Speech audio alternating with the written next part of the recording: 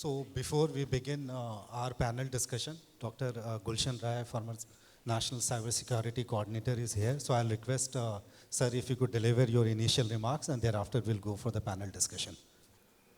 Friends, now if you look at the internet, or you look at any kind of a news channel, which is the E-channel, including the ET, you look at it. Morning you get in, you start scanning it. There will be more than 10 kind of a news will be there, which we're talking about the chat GPT.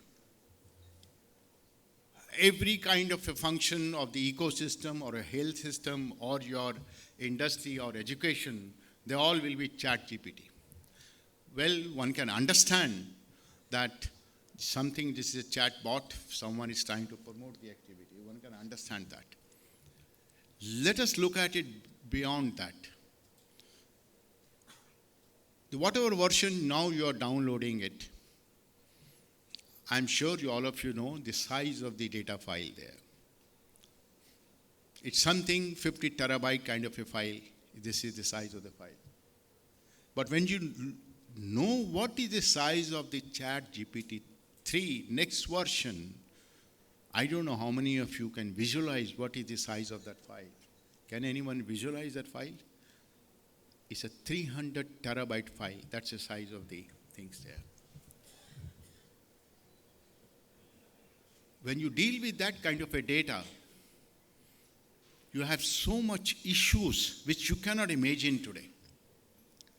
And you have seen yesterday the share market of the market cap of one of the leader, Google, a tech giant, which if you talk about the tech giant, comes number one. The share went down by $100 billion. Not 100 rupees or 100 lakh rupees, it's $100 billion. Can you imagine? The numbers, when you convert in the Indian rupees, I think we'll find difficult to give the on-side, hand the number zero also we can give it. That is what I am saying, you look at beyond that, and that is the area, that is a scenario now we have started entering it. While ChatGPT will give me a lot of efficiency, a lot of productivity, and what ChatGPT-3 is going to be there, you can personalize the data also. That features are going up, and I'm sure when it comes, many features will be more, because when you start developing, you get so many ideas there. And when the competition comes up, many things happens there. So the multiple technologies are getting implemented now. We are now really truly in the era which is a convergence of technology. Look at the ChatGPT is a bot. You may give ChatGPT or you may take it. Today I read it. It's a ChatGPT. The Gita GPT also has come up there. You can ask that kind of a bot. It gives you a different interpretation of a Gita. And similarly, you will find many of such things will come up there. But we are dealing with the data. We are dealing with the convergence of technologies there. Where you have the AI, you have a data analytics, you have a big data, you have a communication there. All aspects are there together. And when do we access? We are accessing from the heterogeneous multiple interfaces at any point of a time. So you can see what kind of issues we are going to deal with. And that's why I was talking to Arpit just outside before this there. We have seen digital transformation. You talk about 1, 2, 3, and 4, whichever way you say 1, 2, 3, 4. In my world, today we are seeing the transformation in the digital technology. That's why I look at it. It's a complete transformation which is happening there. Question comes up, are we prepared? In terms of management, whether you talk about the e-governance, you talk about the security, you talk about the capability, or any aspect you think about it, are we prepared? It's cascading effect in the entire ecosystem there. And I give an example of Google, yes. How do we prepare? Today, this is the issue which comes to my mind. Whatever we took this step, let me take yesterday or maybe a year ago or 2 years ago. Often the people accuse in the meetings or such seminars there, and right now also somebody was asking me. Yes, I introduced a policy in 2013. The government should have revised it. Policy is making, it may come up. These last 3 years is the making process. Information Technology Act came 2000, I drive that, amended in 2005. Thereafter, certain amendments are there. Digital India Act is coming. Data privacy law is coming. But if you look at the frequency and the time duration which legislation, regulations are coming, and the way the technology is moving, does it not give a thought, how are we going to handle this kind of a thing? And mind you, no way we can avoid technology. Morning we get up, first thing people start looking at the WhatsApp, what message has come. And beyond put a news reading also, how much internet is getting clocked by people sending good morning kind of a messages there. So you look at you get to the internet world, you get to the AI world, you get to the big data world right in the morning, and you end up while sleeping, and in between also you have Apple Watch, you keep on looking in the midnight what is all there. We cannot avoid technology. We need to deal technology, we need to embed technology. The issues, larger issues are, how do we manage, how do we secure? Because there are issues of securing the infrastructure. There is an issue of securing the data also. If somehow by any means some glitch comes up, the way Google glitch has come up in the chat GPT or any other kind of a big data, what colossal loss will come up? How do you handle it? And I was somewhere else, and one of my colleague friend, he was saying the security, he was listing the 10, 15 cases of the cyber attacks in this country for last so many years. Saying nothing has been done, no case has been solved, including I think it's few kilometers from here, hotel that AIMS also. We could not solve those cases, we could not attribute anything, we could not take steps there. Even the AIMS, only partial data is allowed, partial data is operating there.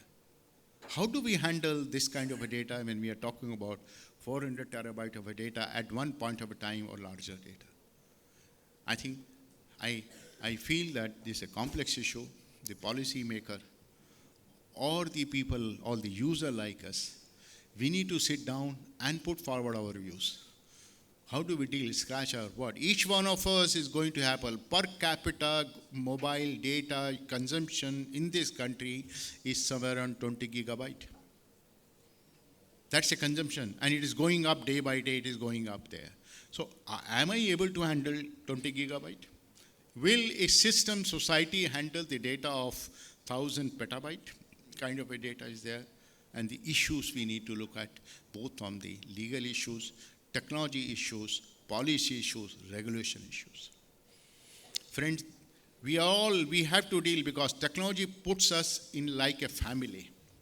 And in a family, there is nothing like I. We need to, its word is we. One takes, he talks about the entire family. So for the digital world, technology world, we are a family. We have to look at as a we, and we try to come back, try to present how do I handle the problem, what problem I face, and how do we can help each other. Collaboration is the mantra in this sector. As I said, we can't avoid technology. We need to use technology. Governance will be easier. You cannot handle technology by the human way. You have to handle technology in a technology manner there. That's the scenario which we are having it. I think it's a wonderful panel, wonderful show which ET has done it. I compliment ET. They have been doing so many such kind of functions very regularly. We need such awareness. At least we raise the issues, what issues are there, so that the policy maker or the regulator may think it there. Today, if you look at it, data processing will say something else. RBI regulator says something else. SEBI says something else. There are no mismatch. Such mismatch will happen more. So meeting like this, collaboration like this, seminar like this is necessary to create awareness. And if we understand the issues, I think we can give our comments better and the country will progress. Thank you very much, ET, for giving me time. I mean, I intruded into the system there, and I thought I will raise issues which all of us are going to face. We have started facing, we will face it sooner or later, and we must find a solution sooner or later. Thank you very much. So since morning, I think the chat GPT is something which is very hot and everybody is actually referring. So we had the secretary, Mr. Roy Singh, reading out one poem in the morning from the chat GPT, which possibly he generated for his son or maybe daughter living outside the country. So, and this particular panel discussion is especially focusing on those areas, primarily with the topic of betting on emerging technologies for government innovation. And what we have noticed that over the last many years, there has been a lot of innovation, a lot of investment in technology has gone, and somehow the next generation technology, especially the AI, machine learning, robotics, and high-end automation, they are coming off the age actually. We are seeing a lot of use cases in actual way being implemented across government department, enterprises, banks, and various sectors. But primarily, if we have to look in the public sector unit, there are three components of IT. One is the compute, storage, and networking. These are the three areas mostly we all struggle with or we deal with actually from IT practitioner. Could you share, based on your experience, especially from an oil company, what kind of trend you are witnessing in relation to the utilization of next generation technology in order to address some of the challenges that we are facing under these three brackets, be it computing, networking, or storage? Thank you. Good afternoon to everybody. And the tagline I'm just seeing that emerging next in the government tech. So actually, as you know, the entire world is facing a lot of challenges and uncertainty, unpredictability, whether in terms of pandemic or in terms of economies or relations between countries, and the kind of consumerism which has come up, because the consumerism has actually gone to a new league, a new level. So to match that, and then there are new age customer, there are concern for climate change, green revolutions, all this put together, the situations is very, very complex.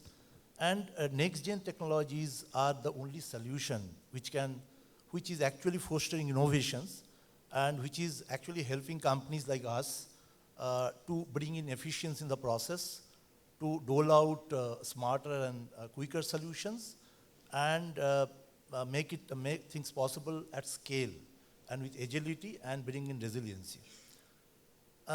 All these disruptive newest technologies like RPA, AI, ML, deep learning, 5G, IIoTs, we are already in our company already onto this and utilizing many of this, or maybe you have started just. If we talk about government, because a lot of such technology is being used to bring in efficiencies and e-governance, especially in dealing with public welfare scheme. Because we are the extended arm of the government, we can talk about DBTL, direct benefit transfer, Pradhan Mantri Ujjaley Yojana. All this we could do because we could bring in unified, agile, secured digital business ecosystem. We started our first paradigm shift when we brought in ERP, Enterprise Resource Planning, which is SAP in our company, to deal with our internal accounting and our accounting for our primary customer. Actually, our primary customers are our LPG distributor, our RO dealer, loop distributors, all our primary customers. So we brought in ERP and we taken all the modules, SDMM, FI, everything put together. And utilizing this, the power of SAP or ERP, we could bring in smart terminal using terminal automation, intelligent bottling plant. Our entire operation is integrated through digital interventions. Then going forward, we have also implemented our in-house software called integrated retail automation software, which is controlling the entire 35,000 retail outlet hours and actually pushing out all the business logics as well as our price and everything. So we are delighted to serve almost 30 million customers every day in our retail outlet. All these are possible through this totally end-to-end automation process. Going forward, we have seen that our time has come for actually focusing on our secondary customers. So who are the secondary customers? You and me, all secondary, tertiary, entire India is our secondary customer. So we brought in our HDMS CRM platform, which is secondary dealer come, distributor management systems come, customer relationships management. Through this, we have actually, made our digital business ecosystem, which is very tightly integrated with the primary ecosystem, which is ERP. And we could make a system where we are actually serving 130 million customers or families in India. And we are being able to make 30 million refill cylinders every day seamlessly. So these are hyper automations which you could make possible. Along with that, internally, we have got our enterprise content management system, which actually rolls out a lot of automation, document management systems, electronic approval. So all these ecosystems put together, along with the new age solutions like RPA, we have implemented in RPA for automating various business processes which there are gaps earlier. And once putting RPA, we could make it seamlessly integrated. Then we are also using AI, ML, deep learning, because that is the way we can actually see the various customer social behavior, customer behavior, their consumption behavior. We can focus on segmentation. Even since we are extended of the government, we can also help government to actually find out what is the social behavior and the consumption of LPG, and also help government to segment that particular and focused attention. In fact, now all three oil companies, IOC, BPC, SPC, have been told to make one common LPG data platform, CLD, which is coming on the public cloud. And it will also do all the things in a more seamless way and also help government for making business decisions or their government decisions much faster. Right. Absolutely. I'll come back to you again. Before I go to Dr. Rai, I'll take a view of Mr. Reddy. Mr. Reddy, what Mr. Nandy was talking about, the fact that the next generation technology has a huge potential in terms of solving some of the challenges and making process more agile and scalable. But in government system, one of the biggest challenges is the kind of scale that actually you look at. And there actually you need high-end automation in order to reach out to the large number of people that you are dealing with. Could you share, based on your experience, especially the organization that you are handling, as to how you look at the role of especially the AI, ML, and the robotic process automation in improving the governance? Sure. Thank you for the question, and good afternoon, everyone. So one thing I would like to focus on is government is not necessarily the right place to do experiments.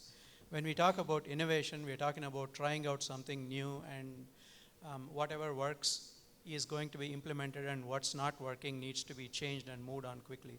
So the concept is fail fast. That is more suited towards private industry. So you try something, if it works, great, adapt it and scale it up. If it does not, then we move on from that and try something else. Government does have a huge role to play in innovation and encouraging it, but primarily from a policy perspective, as well as initial funding of startups and innovative companies in how best we can help them provide the solutions we need. So the approach that we take is, rather than government try new solutions, invite industry, innovative companies, startups, and anyone to provide us the solution. So one of the approaches we take is ask government departments to define the real problems that they face. Recently, we have done the same exercise with finance department. So they have several problem statements. We define the problem statements, then conduct hackathons, invite companies to come in and provide innovative solutions.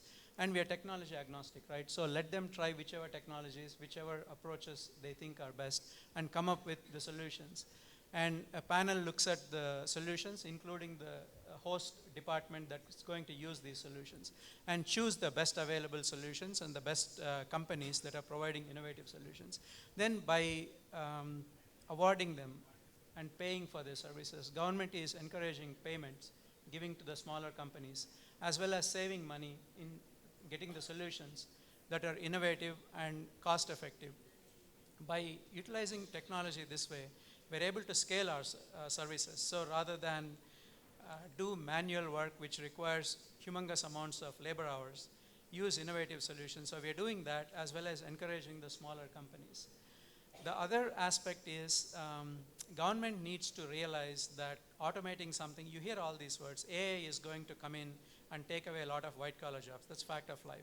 It happened during the past several decades, where blue-collar jobs were reduced in number because of automation and mechanization. Now AI and these kind of knowledge systems are going to come in and take away white collar jobs.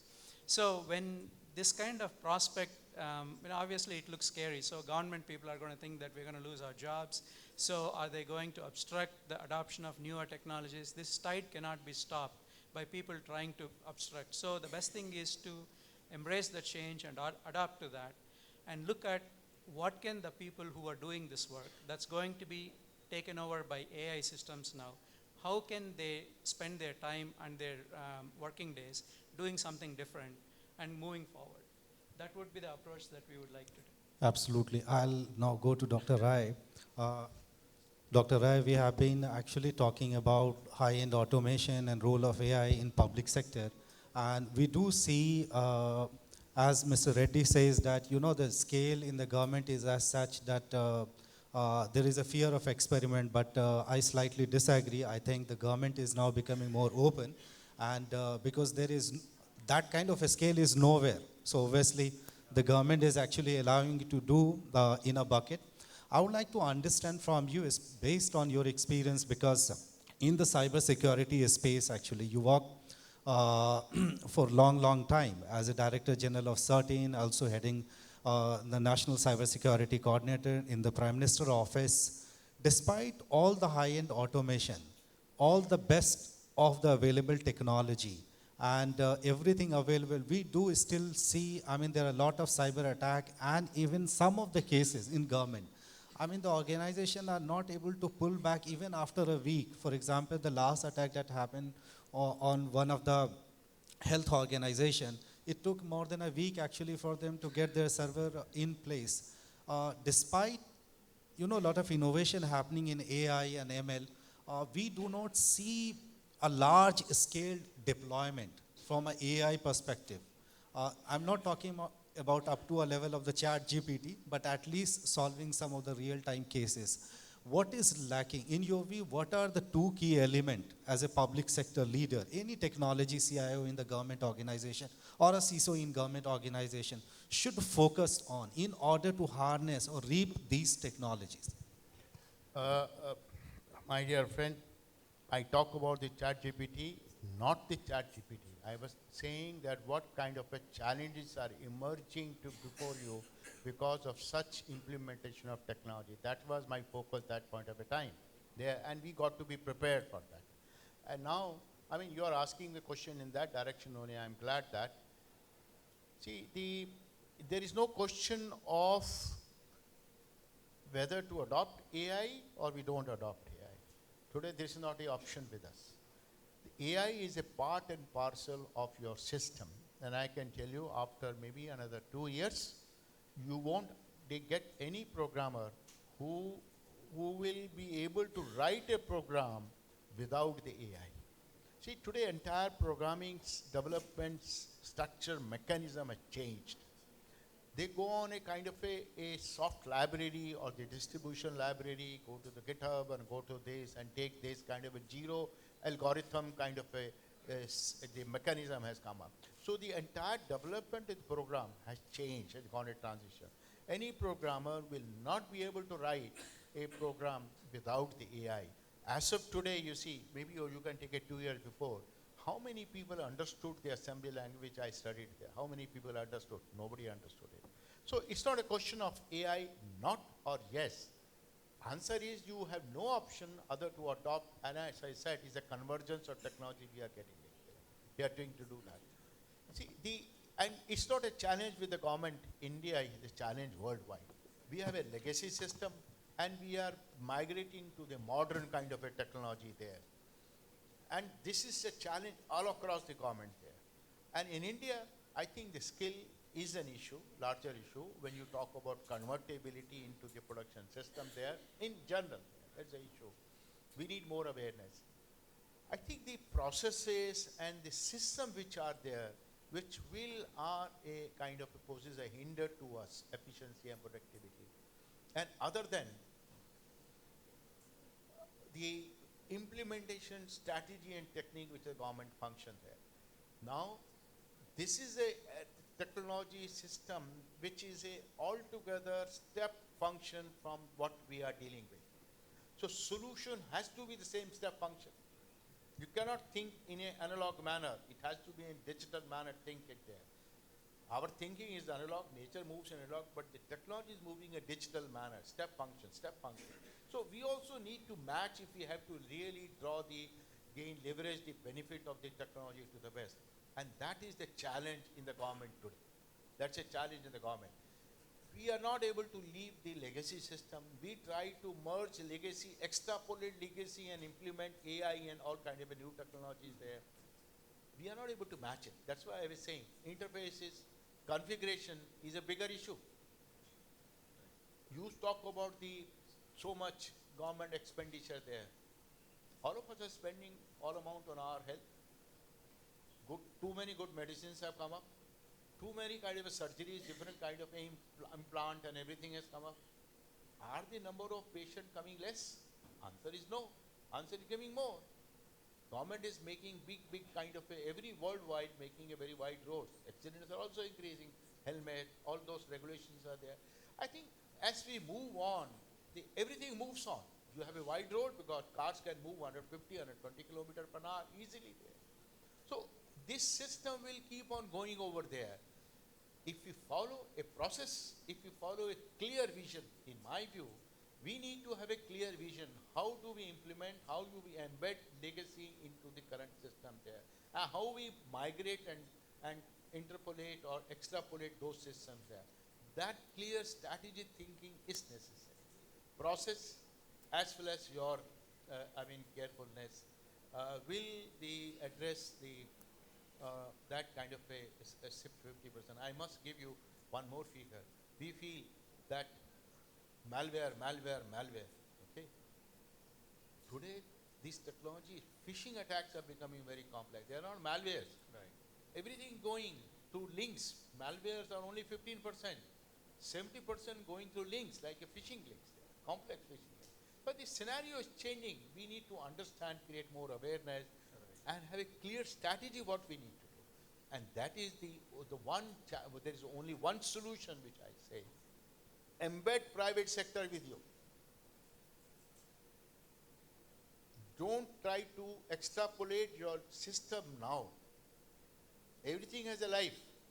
You use it, but at the same time, start developing a new system. Extrapolation, legacy system is going to give a teething problem. Right. When I become old, no matter whatever you may treat me, I will be not responding like you are a young man, I am not a young man. So my treatment, will you take 2 medicines, it will have an impact somewhere else. I think we need to have a clear strategy what we need to do today. And the involvement of a private sector, getting them to make a new system parallelly, life of the system is 5 years, you can get 7 years. I think that kind of a thinking, planning is a essence of it. Right. Dr. Rai, one more thing before I leave you. You mentioned about the kind of programmer that is going to come, and possibly the AI will be an embedded part of the language itself. In public sector and government, especially the large public sector organizations like IOCL, ONGC, large power companies, we see the gold are actually in OT. And those are not actually open, and those are not open because of the fact, because of so much, fear of the cyber security. Because this is the critical infrastructure, your business continuity plan is completely dependent on your OT. How do you address and how do you minimize this fear of this security challenges to the OT? Mohammed, again, I will come back and say the normal thing. So much COVID, we talk about it today. Were the people not delivering to you Amazon items or some item? Were they worried about COVID? You need to have a mindset.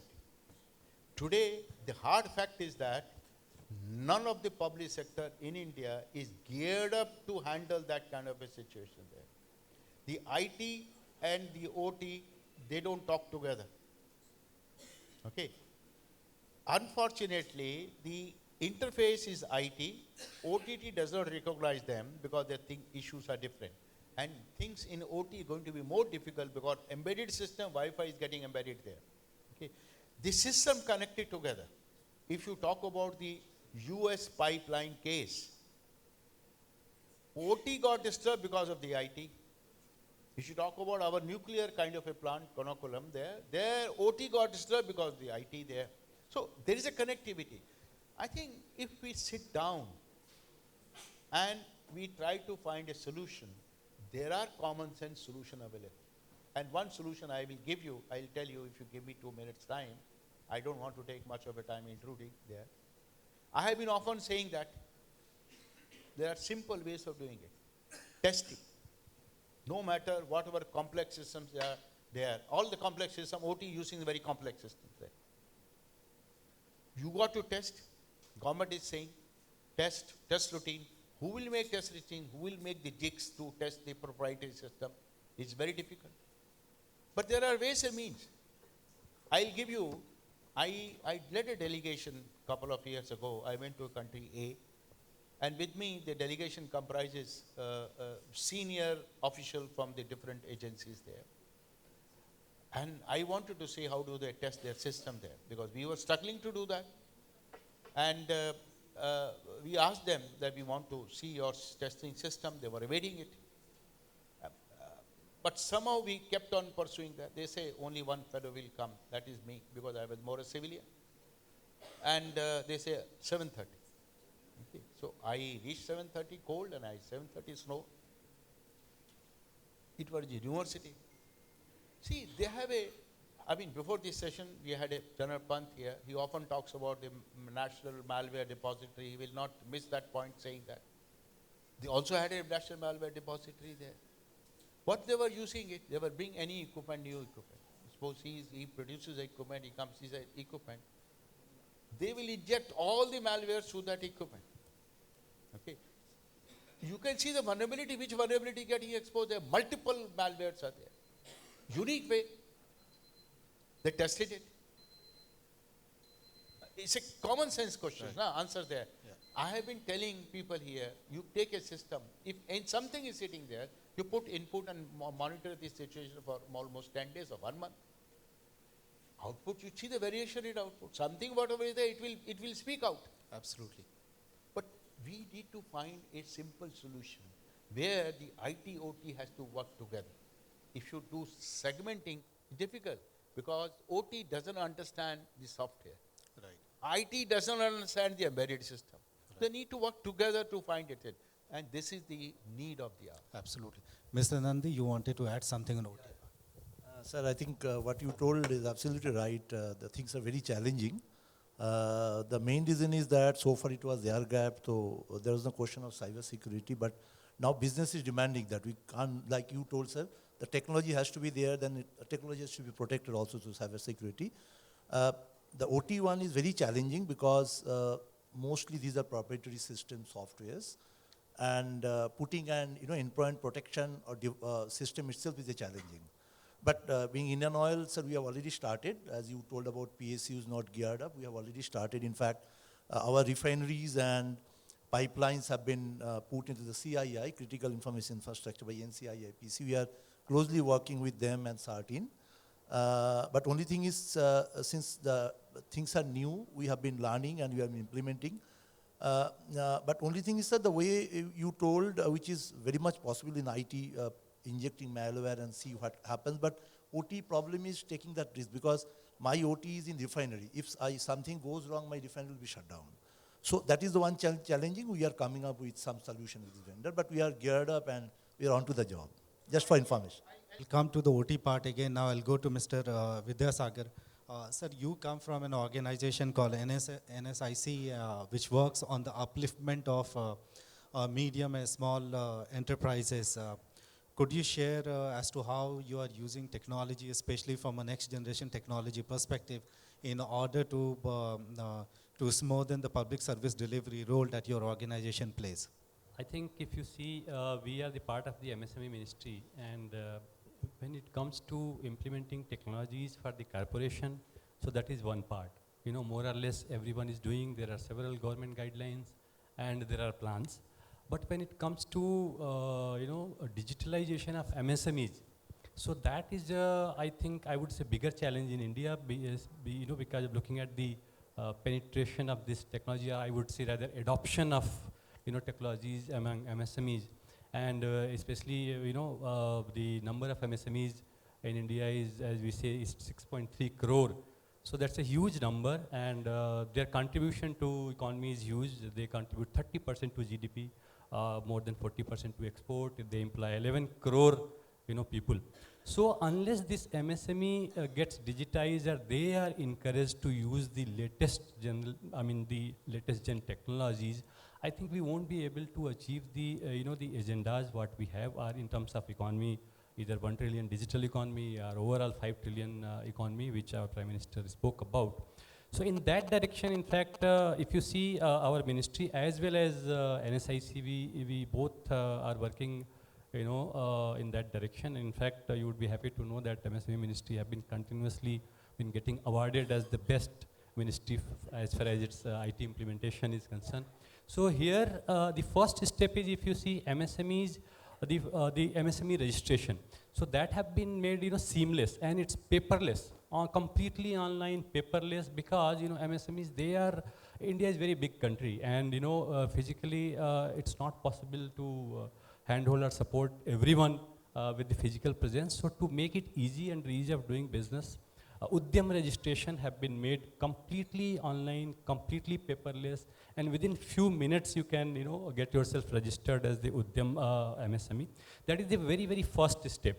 So next step is, recently the champions desk have been set up, which is a technology-driven, centrally controlled, monitored grievance management and information, providing system have been implemented in the MSME ministry.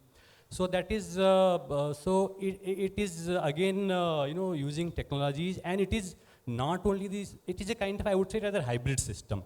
Along with the technology, there are there are teams, not only at the Delhi, but there are across India, there are teams who are solving the MSME's problem, and those problems can be related to anything. If someone is, not getting, say, NOC from fire department, or they have some problem with the, say, pollution department or whatever, or even if they have their delayed payment, everything, all those kind of problems are getting reported and solved with the help of technology, which is the champions desk, champions.gov.in. Even in fact, MSMEs can, make suggestions, report some kind of, innovation or whatever they want through this portal. So that is the second part. Recently, if we see one of the biggest problem, in fact, two problems for which MSME normally face is the either marketing problem or the finance problem. So one of the biggest problem for, especially for micro units, there are some great artisans across India, but they find it difficulty in marketing their product. So there, very recently, just few months back, Ministry of MSME have come up with a scheme.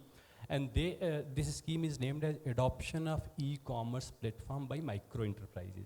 This is a sub-component introduced under the procurement and marketing support scheme, which is there from last few years. So under this adoption of e-commerce platform, the government is now encouraging micro enterprises, and which is the 95% of the total MSMEs registered. As on date, approximately 1.53 crore MSMEs are registered on Udyam portal. And out of that, 1.47 crore, almost 95-96% are micro, which is at the bottom of the pyramid. And it's very, very small, artisans, or maybe who are just started or doing at the individual level. So to encourage them, government have announced this scheme, and where they are providing 75% subsidy, up to 25,000 rupees for enrolling this portal MSME Global Mart, which is operated by NSIC actually. For annual membership, but this annual membership is not enough, because the micro, they face problem in they are not able to upload their product or catalog. So there is a support system for cataloging as well as advertising on the portal to become more visible to the prospective buyer and get more inquiries. So this portal supports both public and private businesses to MSMEs. So these are few of the initiative. In fact, the mobile app have also been launched for this, because understanding that not all of the micro units would be very kind of tech savvy, or they may not be have even time to use the desktop and laptop. So on one hand, India is very unique. On one hand, we are talking about the very, very advanced technologies.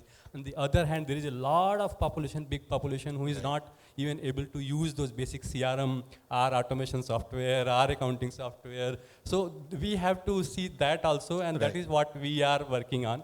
Because small or medium are still, they are able to use those e-commerce, or whether the private or GEM or other portals. And in the same line, the last thing I would like to add is that, you talked about the futuristic technologies. So there is open network for digital commerce, which the Commerce Ministry is, driving. And so it is being said that it's going to be democratize the whole e-commerce business in India.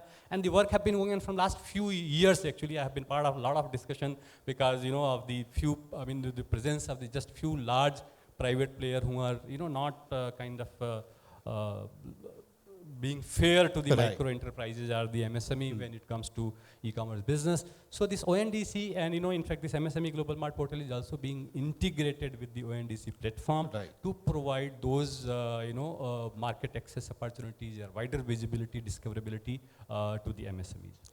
Absolutely. I'll go to Mr. Jitendra Vijay. Since you are heading the MeitY Startup Hub, and all the discussion that we are having, the kind of agility and scalability that we are talking about, most of them, to be very honest, comes from the startup, the young startup, the energetic, and they are the one who are actually able to put that kind of a steroid in the public sector organization.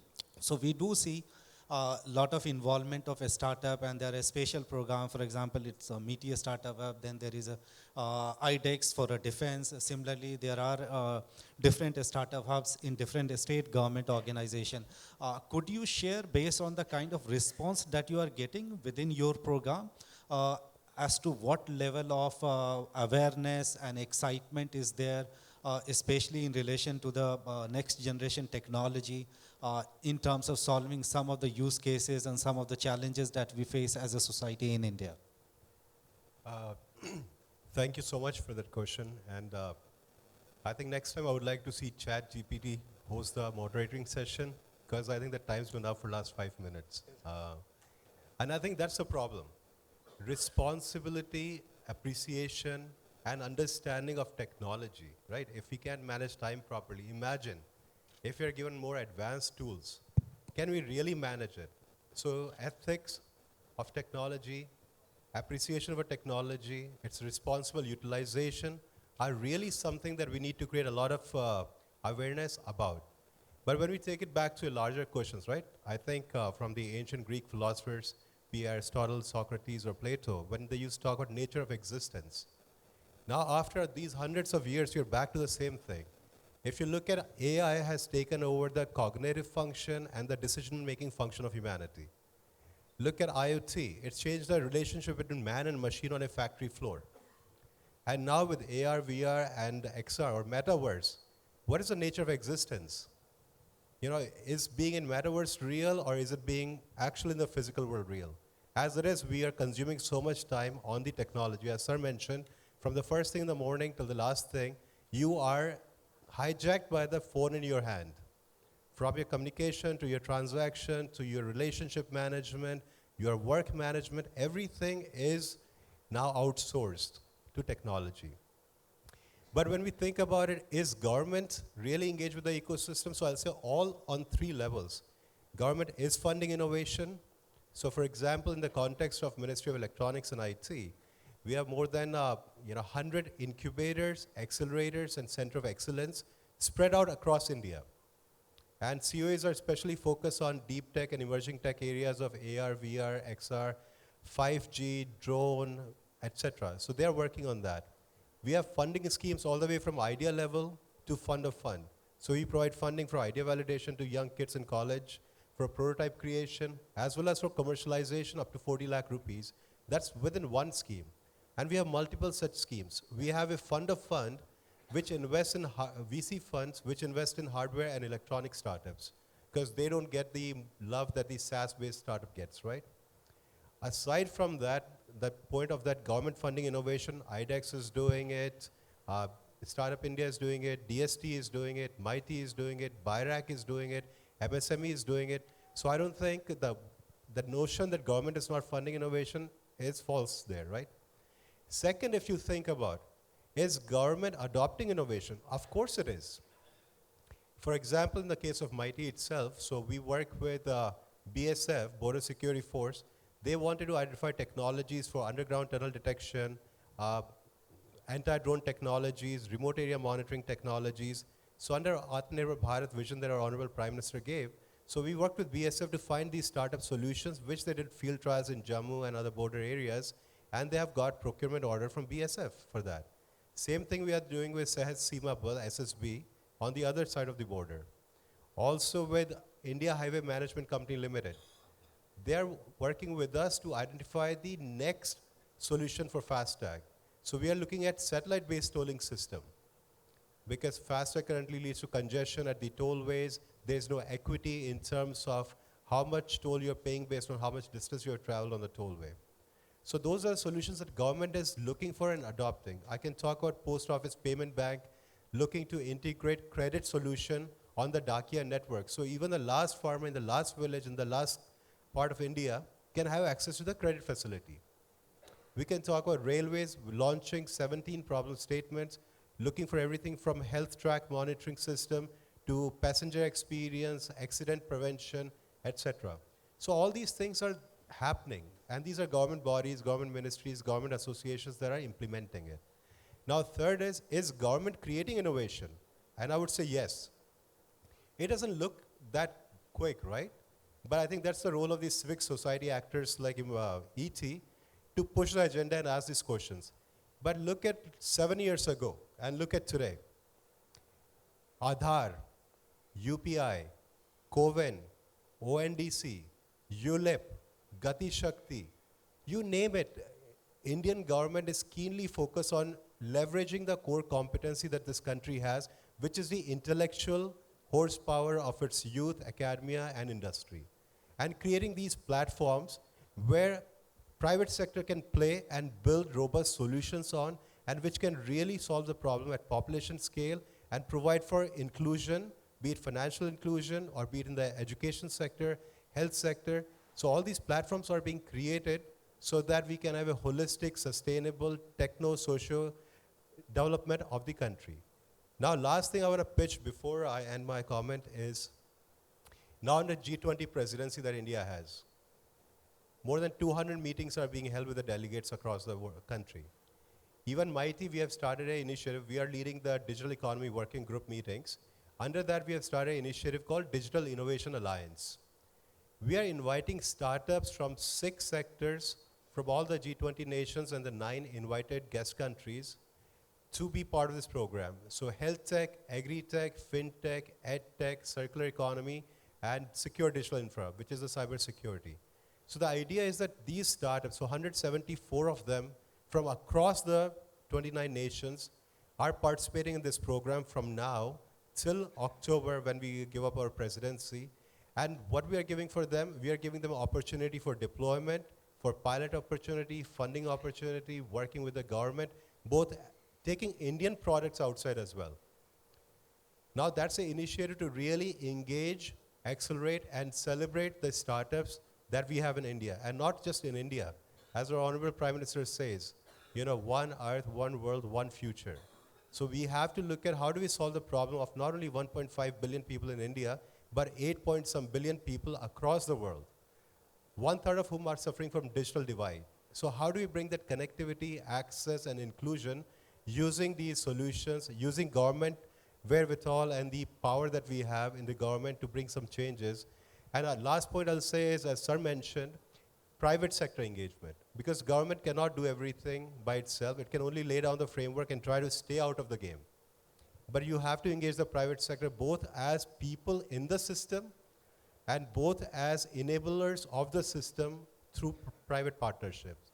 So I think once we solve that part of engaging the private sector in the right way, appreciating the talent, technology, and intellect of the people, then I think we'll be able to bring that holistic, transformative effect that we are looking for to take India to the next level in the next 25 years. Absolutely, we have overshot our time and completely exhausted. So thank you so much once again for being such a wonderful panelist and sharing your views on as to how the government organization and public sector can utilize next generation technology in order to provide the next level of public service delivery. So thank you so much. Thank you.